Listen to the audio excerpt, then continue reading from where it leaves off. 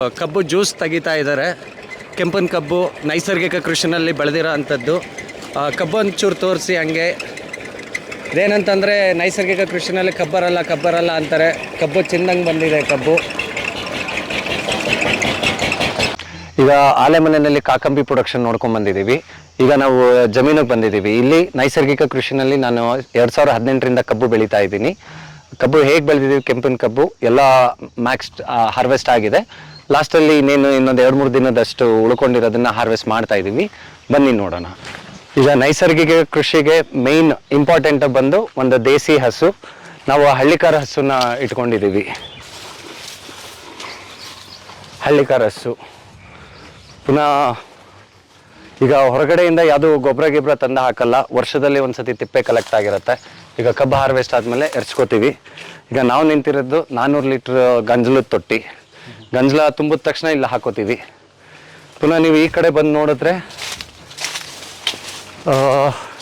ಇದು ಆ್ಯಕ್ಚುಲಿ ನಾನು 2014ನಲ್ಲಿ ಜೀವಾಮೃತ ಫಿಲ್ಟ್ರ್ ಮಾಡಿದ್ದೆ. ಈಗ ಪ್ರೆಸೆಂಟ್ಲಿ ಯೂಸ್ ಮಾಡ್ತಾ ಇಲ್ಲ. ಇದು ಮೇಲ್ಗಡೆ ಅಲ್ಲಿ 500 ಲೀಟ್ರ್ ನೀರು ಕಲೆಕ್ಟ್ ಆಗುತ್ತೆ, ಅಲ್ಲಿ ಜೀವಾಮೃತ ಮಾಡ್ತೀವಿ. ಇದು ಫಿಲ್ಟರ್ ಯೂನಿಟ್. ಇದು ಅಲ್ಲಿ ನಲ್ಲಿ ಟ್ಯಾಪ್ ಆನ್ ಮಾಡ್ತೀವಿ ಅಂತಂದರೆ ಇಲ್ಲಿ ಫಿಲ್ಟ್ರೇಷನ್ ಬರುತ್ತೆ. ಇಲ್ಲಿ ದಪ್ಜಲ್ಲಿ ಸಂಜಲ್ಲಿ ಮರಳು ಹಾಕಿ ಕೊಟ್ಟಿದ್ದೀವಿ. ಮತ್ತು ಇಲ್ಲೊಂದು ಕಲೆಕ್ಷನ್ ಟ್ಯಾಂಕ್ ಇತ್ತು. ಇಲ್ಲಿಗೆ ನಲ್ಲಿ ತಿರುಗಿದ್ರೆ ಇಲ್ಲಿ ಜೀವಾಮೃತ ಬರೋದು. ಪುನಃ ಇಲ್ಲಿ ವೆಂಚುರಿಯಿಂದ ಎಳಿತಾ ಇದ್ವಿ. ಈಗ ಇದು ಪ್ರೆಸೆಂಟ್ಲಿ ಯೂಸ್ ಮಾಡ್ತಾ ಇಲ್ಲ. ವರ್ಕಿಂಗಲ್ಲಿಲ್ಲ. ಅಂದರೆ 10 ಇಯರ್ಸ್ ಆಗೋಯ್ತು. ಒಂದೆರಡು ಕ್ರ್ಯಾಕ್ ಬಂತು, ಲೀಕೇಜಸ್ ಸ್ಟಾರ್ಟ್ ಆಯಿತು. ಆಮೇಲೆ ನಾನು ಇಲ್ಲಿ ಇರ್ತಾ ಇಲ್ಲ, ಕೆಲಸಗಳು ಜಾಸ್ತಿ ಆಗಿರೋದ್ರಿಂದ ಜೀವಾಮೃತ ಕರೆಕ್ಟಾಗಿ ಪ್ರಿಪೇರ್ ಮಾಡೋಕ್ಕಾಗ್ತಿಲ್ಲ. ಈ ಸತಿ ಇದನ್ನು ಚೇಂಜ್ ಮಾಡಿ ಬೇರೆ ಸಿಸ್ಟಮ್ ಮಾಡ್ತಾ ಇದ್ದೀವಿ. ಇದೆಷ್ಟು ವರ್ಷದಿಂದ ಮಾಡಿರೋದು? 2014ರಲ್ಲಿ ಕನ್ಸ್ಟ್ರಕ್ಟ್ ಆಗಿರೋದು ಅದು. 14. ಎಷ್ಟು ವರ್ಷ ಯೂಸ್ ಮಾಡಿದ್ರಿ ಸರ್? 2018, 19 ಇದು ಕೊರೋನಾ ತನಕನೂ ಯೂಸ್ ಮಾಡಿದ್ದೀವಿ. 22 ತನಕ ಯೂಸ್ ಮಾಡಿದ್ದೀವಿ. 22 ಆದಮೇಲೆ ಅದು ಯೂಸೇಜ್ ನಿಲ್ಲಿಸಿರೋದು. ಅದು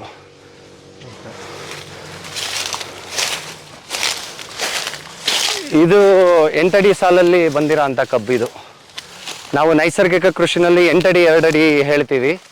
ಈಗ 8 ಅಡಿ ಸಾಲಿಂದ ಸಾಲಿಗೆ 8 ಅಡಿ, ಗಿಡದಿಂದ ಗಿಡಕ್ಕೆ 2 ಅಡಿ ಬರುತ್ತೆ.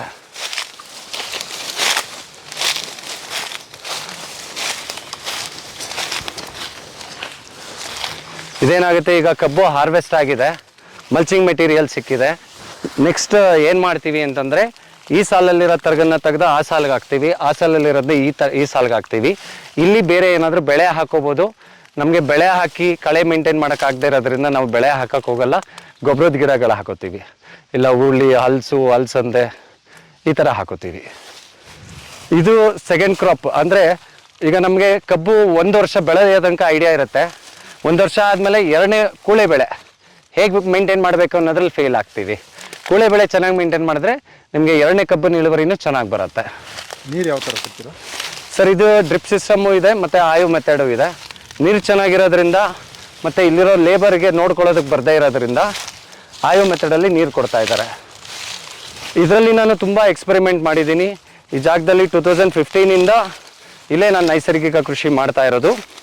ಇದರಲ್ಲಿ ಬಾಳೆ ಹಾಕಿದ್ದೀವಿ, ತರಕಾರಿ ಹಾಕಿದ್ದೀವಿ, ಆಲೂಗೆಡ್ಡೆ ಹಾಕಿದ್ದೀನಿ, ಅರಿಶಿನ ಹಾಕಿದ್ದೀನಿ, ಎಲ್ಲ ಥರನೂ ಎಕ್ಸ್ಪೆರಿಮೆಂಟ್ ಮಾಡಿದ್ದೀವಿ. ಇದು ಕಪ್ಪು ಮಣ್ಣಾಗಿರೋದ್ರಿಂದ ನಮಗೆ ತರಕಾರಿ ಅಷ್ಟು ಚೆನ್ನಾಗಿ ಬರಲ್ಲ. ತರಕಾರಿ ಚೆನ್ನಾಗಿ ಇಳುವರಿ ಬರದೇ ಇರೋದ್ರಿಂದ ವಾರ್ಷಿಕ ಬೆಳೆಗೆ ಬಂದುಬಿಡ್ತೀವಿ ನಾವು. ವಾರ್ಷಿಕ ಬೆಳೆ ಅಂದರೆ ಬಾಳೆ ಬೆಳಿಬೋದು ಕಪ್ಪು ಮಣ್ಣಲ್ಲಿ, ಮತ್ತು ಕಬ್ಬು ಬೆಳಿಬೋದು, ಅಥವಾ ತೆಂಗು ಅಡಿಕೆ ಬೆಳಿಬೋದು. ಈಗ ನಾವು ಬಾಳೆ ಎಕ್ಸ್ಪೆರಿಮೆಂಟ್ ಮಾಡಿದ್ದೀವಿ. ಬಾಳೆನಲ್ಲಿ ಏನಾಗುತ್ತೆ ಅಂತಂದರೆ ನಿಮಗೆ ಇಮಿಡಿಯೇಟಾಗಿ ಮಾರ್ಕೆಟ್ ಮಾಡ್ಕೋಬೇಕು. ಈಗ 2 ಎಕರೆನಲ್ಲಿ ಬಾಳೆ ಬೆಳೆದ್ರೆ ಒಂದು 2000 ಗಿಡ ಹಾಕ್ಕೊಂಡಿರ್ತೀರ. 2000 ಗಿಡ ಒಂದೇ ಸತಿ ಹಾರ್ವೆಸ್ಟಿಗೆ ಬಂದಾಗ ಡೈರೆಕ್ಟ್ ಮಾರ್ಕೆಟಿಂಗ್ ಕಷ್ಟ ಆಗುತ್ತೆ. ಈಗ ನಮಗೆ ಬೆಲ್ಲ ಅಂತಂದರೆ, ಕಬ್ಬು ಅಂತಂದರೆ ಬೆಲ್ಲ ಮಾಡ್ತೀವಿ. ಬೆಲ್ಲ ಎಕ್ಸಸ್ ಆಯಿತು ಅಂದರೆ ಕೋಲ್ಡ್ ಸ್ಟೋರೇಜಲ್ಲಿ ಇಡ್ತೀವಿ, ನಿಧಾನಕ್ಕಿಟ್ಟು ಮಾರ್ತಾ ಬರ್ತೀವಿ. ಅಂದರೆ ಶೆಲ್ಫ್ ಲೈಫ್ ಜಾಸ್ತಿ ಇರೋದ್ರಿಂದ ನಿಮಗೆ ಪ್ರಾಫಿಟ್ಟು ಜಾಸ್ತಿ ಮಾಡ್ಕೋಬೋದು, ಮತ್ತು ಈಸಿ ಡೈರೆಕ್ಟ್ ಮಾರ್ಕೆಟು ಮಾಡ್ಕೋಬೋದು. ಕರ್ಗಿಗೆ ಯಾವಾಗ ಬೆಂಕಿ ಹಚ್ಚೋದು ಬಿಟ್ಟಿದ್ದು ನೀವು? ಸರ್, ನಾವು ಕಬ್ಬಿಗೆ ನಾನು ಬೆಂಕಿನೇ ಹಾಕಿಲ್ಲ. ನಾನು ಕಬ್ಬು ಹಾಕೋಕ್ಕೂ ಮುಂಚೆನೇ ಅಕ್ಕಪಕ್ಕ ಜಮೀನಲ್ಲಿ ಕಬ್ಬಿನ ತರಗನ್ನ ತೊಗೊಂಬಂದು ಇಟ್ಕೊತಿದ್ದೆ. ಕಬ್ಬು ಬೆಳೆಯೋದು ಸ್ಟಾರ್ಟ್ ಮಾಡಿದ್ಮೇಲೆ ಕಬ್ಬಿಗೆಲ್ಲ ಬೆಂಕಿ ಹಾಕೋದೇ ಇಲ್ಲ. ನಾವು ಇದಕ್ಕೆಲ್ಲ ಬೆಂಕಿ ಸೋಕಿಸೋದೇ ಇಲ್ಲ. ಈಗ ಒಂದು 3 ದಿನದಿಂದ ಲೇಬರ್ಸ್ ಕಂಪ್ಲೇಂಟ್ ಏನಂದರೆ ಕೆಂಜಗ ಜಾಸ್ತಿ ಇದೆ, ನಮಗೆ ಕಬ್ಬು ತರೆಯೋಕ್ಕಾಗಲ್ಲ ಅಂತ ಬಿಟ್ಟಿರೋದು ಇದು. ಇದೆಲ್ಲ ಬಿಟ್ಬಿಟ್ಟು ನಿಂತಿರ್ತಾರಲ್ಲ, ಕೆಂಚಗ ಜಾಸ್ತಿ ಆಗಿದೆ ಅಂತ ಪುನಃ ಇದನ್ನ ತರೆಯೋದಕ್ಕೆ ಪೌಡ್ರ್ ಕೇಳ್ತಾರೆ. ನಾವು ವರ್ಷಾನ್ಗಟ್ಲೆಯಿಂದ ಪೌಡ್ರ್ ಹಾಕಿರಲ್ಲ, ಒಂದು ವಿಷ ಹಾಕಿರಲ್ಲ ಜಮೀನಲ್ಲಿ. ಇದಕ್ಕೆ ಈಗ ಕಬ್ಬು ಹಾರ್ವೆಸ್ಟ್ ಆಗಬೇಕು, ಕೆಂಪಿರುವೆ ಜಾಸ್ತಿ ಇದೆ, ಕೆಂಚಗ ಕಚ್ಚುತ್ತದು, ಅದಕ್ಕೆ ಪೌಡ್ರ್ ಕೊಡಿ ಅಂತಂದ್ರೆ ನಾವು ಅದು ಕೊಡಲ್ಲ. ಮತ್ತೆ ಈಗ ಏನು ಮಾಡಿದ್ರಿ? ಹೆಂಗೋ ಕಷ್ಟಪಟ್ಟು ಮಾಡಿ ಅಂತೀವಿ. ಇಲ್ಲ ಅಂತಂದ್ರೆ ನಾನು 10 ವರ್ಷದಿಂದ ಪೌಡ್ರ್ ಹಾಕಿಲ್ಲ, ಹಾರ್ವೆಸ್ಟ್ ಕಷ್ಟ ಆಗ್ತಾ ಇದೆ ಅಂತಂದ್ರೆ ನಾನು ಪುನಃ ಕೆಮಿಕಲ್ ಸೇರಿಸ್ಕೋಬೇಕು.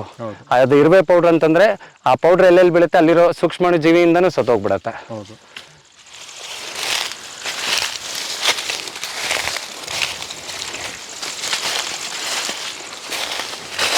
ಇದೆಲ್ಲ ನೋಡಿ, ಇದು ನಿಮಗೆ 8 ಅಡಿ ಸಾಲು ಕಾಣುತ್ತಿದೆ, ನೀಟಾಗಿ ಮಲ್ಚಿಂಗ್ ಮೆಟೀರಿಯಲ್ ಇದೆ. ಇದು ಏನಾಗುತ್ತೆ ಅಂತಂದ್ರೆ ಮಲ್ಚ್ ಮಾಡ್ತೀವಿ ಅಂದಾಗ ಕೆಲಸದವ್ರು ಬರೋದಕ್ಕೆ ಹಿಂದೆ ಮುಂದೆ ನೋಡ್ತಾರೆ. ಯಾಕೆ ಅಂತಂದ್ರೆ ಹಾವುಗಳು ಸೇರ್ಕೊಳ್ಳುತ್ತೆ. ಈ ತರ ಇಷ್ಟು ತಿಕ್ಕಾಗಿರೋದ್ರಿಂದ ಹಾವು ಸೇರ್ಕೊಳ್ಳುತ್ತೆ. ನಾವು ಓಡಾಡೋದಕ್ಕೆ ಹೆಂಗ್ ಮಾಡ್ಕೋತೀವಿ ಅಂತಂದ್ರೆ ಆ ಕಡೆ ಈ ಕಡೆ ಸಾಲಲ್ಲಿರೋದನ್ನ ಒಂದು ಸಾಲಿಗೆ ಹಾಕೋತೀವಿ, ಇಲ್ಲಿ ಮಲ್ಚಿಂಗ್ ಮೆಟೀರಿಯಲ್ ಇದ್ದೇ ಇರುತ್ತೆ, ಆ ಸಾಲಲ್ಲಿ ಮಲ್ಚಿಂಗ್ ಮೆಟೀರಿಯಲ್ ಇರಲ್ಲ. ಒಳಗಡೆ ಓಡಾಡ್ಕೊಂಡು ಕಳೆ ಕಿತ್ಕೊಳ್ಳೋದಕ್ಕೆ ಇದು ಮಾಡ್ಕೋತೀವಿ. ಓಕೆ.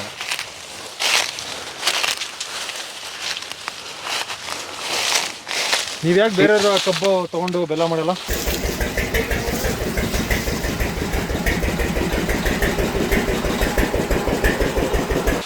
ಸರ್, ಈಗ ಮೊದಲನೇದು ನಾವು ನೈಸರ್ಗಿಕ ಕೃಷಿ ಮಾಡೋರು ತುಂಬ ರೂಲ್ಸು ರೆಗ್ಯುಲೇಷನ್ಸ್ ಜಾಸ್ತಿ ನಮಗೆ.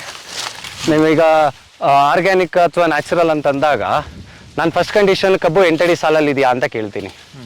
ಕೆಲವ್ರು 4 ಅಡಿಗೆ ಹಾಕೊಂಡಿರ್ತಾರೆ, 5 ಅಡಿಗೆ ಹಾಕೊಂಡಿರ್ತಾರೆ, ಕೆಲವ್ರು 3 ಅಡಿಗೆ ಹಾಕೊಂಡಿರ್ತಾರೆ. ನಮಗೆ ಈಗ ನೈಸರ್ಗಿಕ ಕೃಷಿ ಕಾನ್ಸೆಪ್ಟ್ ಏನು? ಪಂಚಭೂತಗಳು. ಈಗ ಸೂರ್ಯನಿಂದ ಬಿಸಿಲು ಬೀಳುತ್ತೆ, ಗಿಡ ಹಿಂಗೆ ಎಲೆನ ಹಿಂಗೆ ಹಡ್ಕೊಂಡು ನಿಂತಿದ್ರೆ ನಿಮಗೆ ಪೂರ್ತಿ ಫುಡ್ ಜನ್ರೇಟ್ ಆಗುತ್ತೆ. ನೀವು 3 ಅಡಿ 4 ಅಡಿ ಕೊಟ್ಟು ಎಲೆ ಹಿಂಗೆ ನಿಂತಿದ್ರೆ ಪೂರ್ತಿ ಫುಡ್ ಜನ್ರೇಟ್ ಆಗಲ್ಲ. ಈಗ ಇಲ್ಲಿ ನಿಂತಿರೋದು ನೋಡ್ಬೋದು ನೀವು, ಕಬ್ಬಿದು ಪೂರ್ತಿ 8 ಅಡಿ ಕೊಡೋದ್ರಿಂದ ಅಗ್ಲಕ್ಕೆ ನಿಂತ್ಕೊಳ್ಳುತ್ತೆ. ಇವೆಲ್ಲ ಭೂಮಿ ತಾಕತ್ತು ಏನಿದೆ, ನೀರು ಹೇಗೆ ಕೊಟ್ಟಿದ್ದೀವಿ, ಅದ್ರ ಜೊತೆ ಜೀವಾಮೃತ ಹೇಗೆ ಕೊಟ್ಟಿದ್ದೀವಿ, ಅದ್ರ ಮೇಲೆ ಇದು ಬೆಳೆದು ನಿಂತ್ಕೊಳ್ಳುತ್ತೆ. ಈಗ ನೀವು ಜಾಗನೇ ಸರಿಯಾಗಿ ಕೊಟ್ಟಿಲ್ಲ, ಜೀವಾಮೃತ ಜಾಸ್ತಿ ಕೊಟ್ಟರೆ ಚೆನ್ನಾಗಿ ಬರುತ್ತೆ, ಜೀವಾಮೃತನೂ ಕೊಟ್ಟಿಲ್ಲ ಅಂತಂದರೆ ನೀವು ಕೆಮಿಕಲ್ ಗೊಬ್ಬರ ಕೊಡಬೇಕಾಗತ್ತೆ. ಕೆಮಿಕಲ್ ಗೊಬ್ಬರನೂ ಕೊಟ್ಟಿಲ್ಲ ಅಂತಂದರೆ ನಿಮಗೆ ಗಿಡಕ್ಕೆ ಸನ್ಲೈಟು ಇಲ್ಲ ಮತ್ತು ಈಲ್ಡೂ ಇರಲ್ಲ.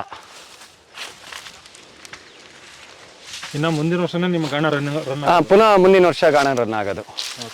ಈಗ ನಾವು 365 ಡೇಸ್ ಗಾಣ ರನ್ ಮಾಡ್ಬೇಕಂತ ಇದ್ದೀವಿ. ಅಲ್ಲೇ ಮನೇನ ನೀವು ರನ್ ಮಾಡಬೇಕು, 365 ದಿನ ರನ್ ಮಾಡಬೇಕು ಅಂತಂದರೆ ದಿನಕ್ಕೆ 5 ಟನ್ ಕಬ್ಬು ಬೇಕು. ಈಗ 2 ಎಕರೆನಲ್ಲಿ ನಾನು 50 ಟನ್ ಕಬ್ಬು ಬೆಳೆದಿದ್ದೀನಿ ಅಂತಂದರೆ 10 ದಿನಕ್ಕೆ ಖಾಲಿ. 5 ಹತ್ತಲೆ 50 ಟನ್ 10 ದಿನಕ್ಕೆ ಖಾಲಿ. 1 ಎಕರೆ 10 ದಿನ ಖಾಲಿ ಮನೇಲಿ ಖಾಲಿ ಆಗುತ್ತೆ. 2 ಎಕರೆ ಬಂದು 20 ದಿನಕ್ಕೆ ಖಾಲಿ ಆಗುತ್ತೆ. ವರ್ಷ ಪೂರ್ತಿ ರನ್ ಆಗ್ಬೇಕು ಅಂದ್ರೆ ನೀವು 365 ಎಕರೆ ಮಾಡ್ಕೋಬೇಕು. ಅಂದ್ರೆ ಒಬ್ಬನ ಕೈಲಾಗಲ್ಲ. ಈಗ ನೆಕ್ಸ್ಟ್ ಏನ್ ಮಾಡ್ತಾ ಇದೀವಿ ಅಂತಂದ್ರೆ, ನೆಕ್ಸ್ಟ್ ಈ ತರ ರೈತರು ನಮ್ಮ ಸುತ್ತಮುತ್ತ ರೈತರಿಗೆ ನೈಸರ್ಗಿಕ ಕೃಷಿ ಹೇಳ್ಕೊಟ್ಬಿಟ್ಟು ಅವ್ರ ಹತ್ರ ಕಬ್ಬು ಬೆಳೆಸಿ ಅವ್ರಿಗೊಂದೊಳ್ಳೆ ರೇಟ್ ಕೊಟ್ಟು, ಹಾರ್ವೆಸ್ಟಿಂಗ್ ಮತ್ತೆ ಟ್ರಾನ್ಸ್ಪೋರ್ಟೇಷನ್ ನಮ್ದಾಗಿರುತ್ತೆ, ಒಂದು ರೇಟ್ ಫಿಕ್ಸ್ ಆಗಿರುತ್ತೆ. ಅವ್ರ ಹತ್ರ ಕಬ್ಬು ಬೆಳೆಸಿ ನಾವು ಕಬ್ಬು ತಗೋತೀವಿ. ಪ್ಲಾನಿಂಗ್ ಅಲ್ಲಿ ನಡೀತಾ ಇದೆ. ಒಳ್ಳೆ ರೇಟ್ ಅಂತಂದ್ರೆ ಎಷ್ಟು ಸರ್? ಈಗ ಒಂದು 4,000 ಕೊಡೋಣ ಅಂತ ಅನ್ಕೊಂಡಿದೀವಿ ಕಬ್ಬುಗೆನೆ. ಇಲ್ಲಿ ನಿಮಗೆ ಫ್ಯಾಕ್ಟ್ರಿಯವರು 4,000 ಅಥವಾ 3,000 ಅಂತ ಹೇಳ್ತಾರಲ್ಲ, ಅದರಲ್ಲಿ ಹಾರ್ವೆಸ್ಟಿಂಗ್ ಪ್ರೈಸ್ ಇನ್ಕ್ಲೂಡ್ ಆಗಿರುತ್ತೆ.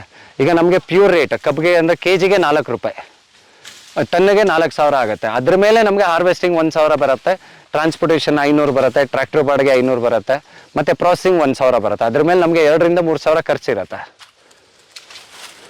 ಈಗೇನಂತಂದರೆ ರೈತರಿಗೆ 2,000 ಸಿಗ್ತಾ ಇದೆ. ಆ 2,000ನ ಡಬಲ್ ಮಾಡಬೇಕೀಗ, 4,000 ಮಾಡಬೇಕೀಗ. ಮತ್ತು ಇದು ಹೇಗೆ ಅಂತಂದರೆ, ಈಗ ನಾವು ಬೆಲ್ಲದಿಂದ ಜ್ಯೂಸಿಗೆ ಬಂದಿದ್ದೀವಿ, ಜ್ಯೂಸಿಂದ ಈಗ ಕಾಕಂಬಿಗೆ ಬರ್ತಾ ಇದ್ದೀವಿ. ನಾವು ಪ್ರೈಸ್ಗಳು ಜಾಸ್ತಿ ಮಾಡ್ಕೊಂಡು ಬರ್ತಾ ಇದ್ದೀವಿ. ಮತ್ತು ನಮಗೂ ಆ್ಯಸ್ ಎ ಫಾರ್ಮರ್ ಕಬ್ಬು ಬೆಳೆದು ಗೊತ್ತಿದೆ ಎಷ್ಟು ಕಷ್ಟ ಇದೆ ಅನ್ನೋದು. ಈಗ 1 ಎಕರೆನಲ್ಲಿ ಕಬ್ಬು ಬೆಳೆಯೋರು ಒಂದು 80,000 ಮಾಡಲ್ಲ ವರ್ಷಕ್ಕೆ, ಅಷ್ಟು ಕಷ್ಟದಲ್ಲಿದ್ದೀವಿ. ಈಗ 1 ಎಕರೆನಲ್ಲಿರೋರಿಗೆ ಒಂದು 50 ಟನ್ ಬೆಳೆದ್ರೆ 50 ಟನ್ಗೆ 4,000 ರೂಪಾಯಿ ಹಿಂಗೆ ಕೊಡ್ತು ಅಂತಂದರೆ ಒಂದು 2 ಲಕ್ಷ ಸಿಗಬೇಕು ಅವ್ರಿಗೆ ವರ್ಷಕ್ಕೆ. ಈ ಥರ ಪ್ಲ್ಯಾನ್ ಮಾಡ್ತಾ ಇದ್ದೀವಿ ಸರ್. ಕೊನೆಯದಾಗಿ ನಾನು ಎಲ್ಲರನ್ನೂ ಕೇಳ್ಕೊಳ್ಳೋದು ಇಷ್ಟೇ, ಎಲ್ಲರೂ ನೈಸರ್ಗಿಕ ಕೃಷಿ ಬುಕ್ಕನ್ನು ಓದ್ತಾ ಬನ್ನಿ. ಯಾರ್ಯಾರು ಜಮೀನಿಲ್ಲ ಅಂತಂದವರು ಬುಕ್ ಓದೋದು ಬೇಡ ಅಂತ ಅನ್ಕೋತೀರಾ, ಆ್ಯಕ್ಚುಲಿ ನೀವು ಬುಕ್ಕನ್ನು ಓದಿ, ನಿಮಗೆ ಇಂಟ್ರೆಸ್ಟ್ ಬರುತ್ತೆ. ಯಾಕೆ ಅಂತಂದರೆ ನಾವು 3 ಹೊತ್ತು ತಿಂತಾ ಇದ್ದೀವಿ, ಆದರೆ ಹೇಗೆ ಬೆಳೀತಾ ಇದ್ದೀವಿ ಅನ್ನೋದು ಯಾರಿಗೂ ಗೊತ್ತಿಲ್ಲ. ಆಮೇಲೆ ಬೆಳೆಯೋರ್ಗೂ ಗೊತ್ತಿಲ್ಲ ಹೇಗೆ ಬೆಳಿಬೇಕು ಅನ್ನೋದು. ಈಗ ತಿನ್ನೋರು ಬಂದು ನಮ್ಗೆ ಹೇಗೆ ಬೆಳ್ಕೋಬೇಕು ಅನ್ನೋದು ಗೊತ್ತಾದರೆ, ರೈತರುಗಳಿದ್ದಾರೆ ಅವ್ರಿಗೆ ನಾವು ಟ್ರೈನಿಂಗ್ ಕೊಟ್ಟು ನೈಸರ್ಗಿಕ ಕೃಷಿನ ಮಾಡಿಸ್ತಾ ಬರ್ತೀವಿ. ಬೆಳೆದಿರೋದನ್ನ ಮಾರುಕಟ್ಟೆ ಮಾಡಬೇಕು, ಅದಕ್ಕೊಂದು ಒಳ್ಳೆ ಬೆಲೆ ಬೇಕು ಅಂತಂದರೆ ನಾವು ಹೇಗೆ ಬೆಳೆದಿದ್ದೀವಿ ಅಥವಾ ಹೇಗೆ ಬೆಳಿತೀವಿ ಅನ್ನೋದ್ರ ಬಗ್ಗೆ ಗ್ರಾಹಕರು ತಿಳ್ಕೊಂಡಿರಬೇಕು. ಗ್ರಾಹಕರಿಗೆ ಇನ್ಫಾರ್ಮೇಷನ್ ಇತ್ತು ಅಂತಂದರೆ ಅವ್ರನ್ನ ಯಾರೂ ಮೋಸ ಮಾಡೋಕ್ಕಾಗಲ್ಲ. ಈಗ ಆರ್ಗ್ಯಾನಿಕ್ ಹೆಸರೇ ಹೊಟ್ಟೋಗ್ಬಿಟ್ಟಿದೆ. ಈಗ ನಾವು 10 ವರ್ಷದಿಂದ ನೈಸರ್ಗಿಕ ಕೃಷಿ ಮಾಡ್ಕೊಂಬಂದಿದ್ದೀವಿ. ಈಗ ತುಂಬ ಫೇಕ್ ಪ್ರಾಡಕ್ಟ್ಗಳು, ಫೇಕ್ ಇದು ಬಂದಿರೋದ್ರಿಂದ ಆರ್ಗ್ಯಾನಿಕ್ ಅನ್ನೋ ಕಾನ್ಸೆಪ್ಟ್ ಸುಳ್ಳು ಅಂತ ಅಂದ್ಕೊಂಡ್ಬಿಡ್ತಾರೆ. ಆ್ಯಕ್ಚುಲಿ ಆರ್ಗ್ಯಾನಿಕ್ ಕಾನ್ಸೆಪ್ಟ್ ತುಂಬ ಇದೆ, ತುಂಬ ರಿಯಲ್ ಆಗಿ ಮಾಡ್ತಿರೋಂಥ ಫಾರ್ಮರ್ಸ್ ಇದ್ದಾರೆ. ಆದರೆ ಕನ್ಸ್ಯೂಮರ್ಸ್ಗೆ ನಾಲೆಡ್ಜ್ ಇಲ್ಲದೆ ಇರೋದ್ರಿಂದ ಮಿಡಿಲ್ ಮ್ಯಾನ್ಸ್ ಆರ್ಗ್ಯಾನಿಕ್ ಅನ್ನೋ ಹೆಸರಲ್ಲಿ ಮಾರ್ಕೆಟ್ನ ಹಾಳು ಮಾಡ್ತಾ ಇದ್ದಾರೆ. ಇಷ್ಟು ಹೇಳಿ ಎಲ್ಲರೂ ಬುಕ್ ಓದಿ ತಿಳ್ಕೊಳ್ಳಿ. ನಾವು ಆ ಬುಕ್ಕಲ್ಲಿ ಏನಿದೆ ಆ ಥರ ನಾವು ಬೆಳೀತಾ ಬರ್ತಾ ಇದ್ದೀವಿ. ಇದನ್ನು ವ್ಯಾಲ್ಯೂ ಆಡೆಡ್ ಪ್ರಾಡಕ್ಟ್ಸ್ ಆಗಿ ನಿಮ್ಮ ಮುಂದೆ ತರ್ತಾ ಇದ್ದೀವಿ. ಈಗ ಕಾಕಂಬಿನ ಹೊಸದಾಗಿ ಇಂಟ್ರೊಡ್ಯೂಸ್ ಮಾಡ್ತಾ ಇದ್ದೀವಿ. ಎಲ್ಲರೂ ಟ್ರೈ ಮಾಡಿ ಬಳಸಿ ನೋಡ್ತಾ ಬನ್ನಿ. Thank you.